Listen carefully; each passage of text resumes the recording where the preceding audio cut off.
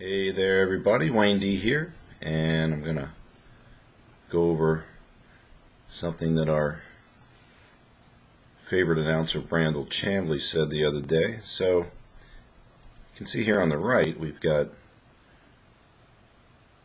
Brandel's golf swing, and here on the left we're going to look at a clip of him. Now the audio is a little bit weak here, so you have to stick your ear up here and let's listen in and see what Brandel says. Of course, he's talking about Tiger Woods. So let's take a listen here. And his shoulders on a much steeper plane, but his hands weren't tracking as far to the inside and weren't behind him. They were above. They were over his right shoulder. So when he makes that aggressive move to his left side, they now drop onto plane instead of dropping under the plane. So there were a lot of things that I loved about his golf swing. Having said that, and I'll keep saying this, is that his golf swing and his game right now is in no way, shape, or form anywhere close to what it was. Even in 2009, he still is shorter. He still is quicker with his golf swing. He still drops his levels. Now, there'll be people out there that say, well, wait a minute. Some of the greatest ball strikers of all time dropped their level coming down. They did. Hogan did. Miller did. But they didn't pop up at impact the way Tiger Woods does. And if you look at how he clears his hips on the way through, it's about half as much hip turn as he had. Alright, so if you couldn't quite make that out, what Brandel said was that sure, some players dip in the swing, and he admitted that Miller and Hogan both drop during their swing, but he said that they did not pop up through impact the way Tiger Woods did. So what I thought I might show you is a comparison between Brandel's own swing and Tiger's swing. So let's take a quick peek here, and we'll get a swing that's a nice face-on view of Tiger that was actually taken last year at the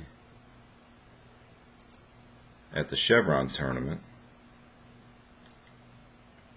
And I think certainly now, since he's played well a couple times, in the President's Cup and on Australia, that people are going to be jumping on the bandwagon saying how his swing now is great, probably giving John Foley no credit whatsoever.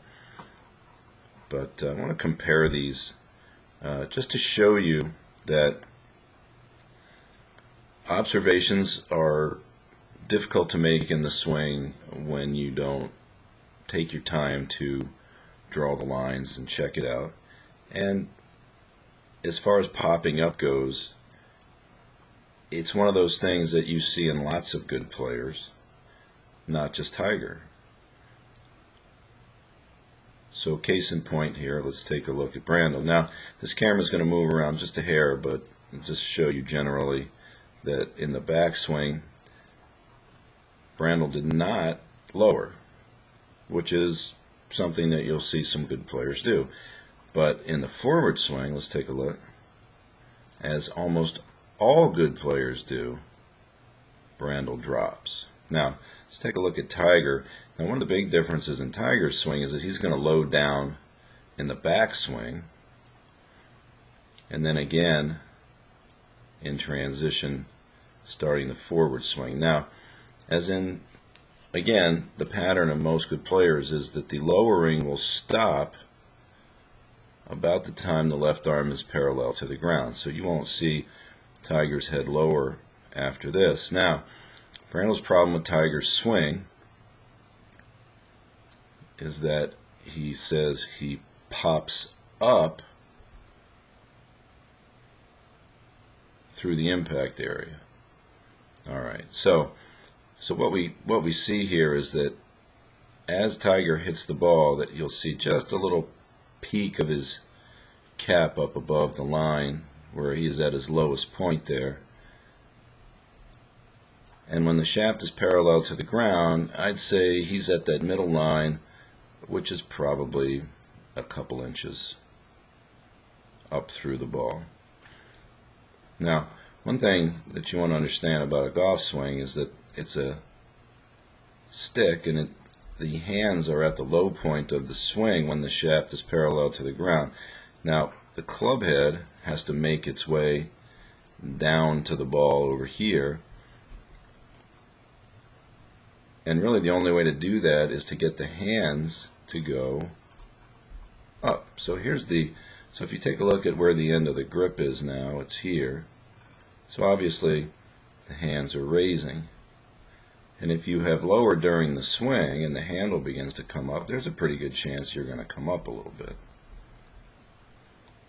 Especially if you like to straighten out your left leg like Tiger does.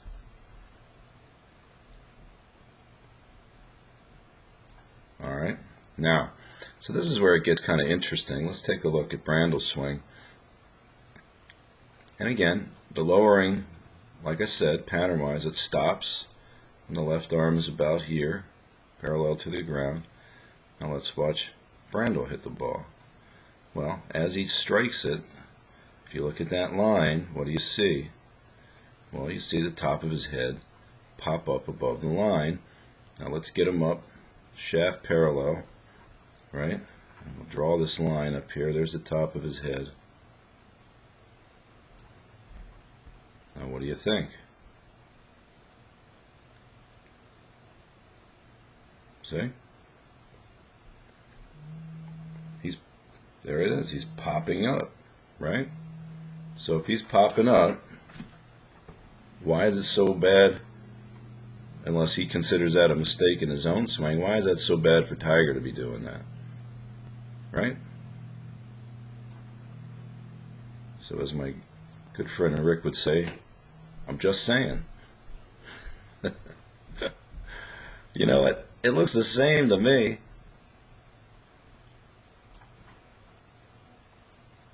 I really think that Brandel is just latching on to this business about Tiger's swing because it helps him. It helps him create an identity for himself.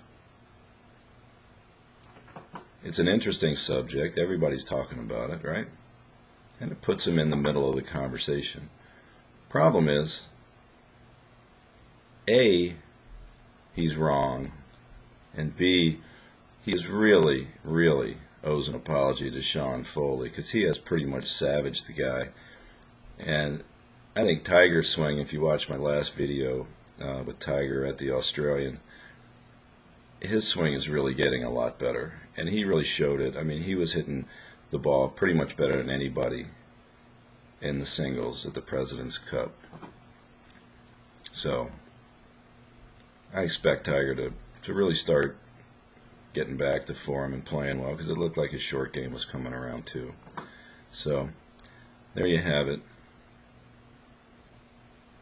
So maybe we could stop, since it appears that we're going to stop with the dipping thing,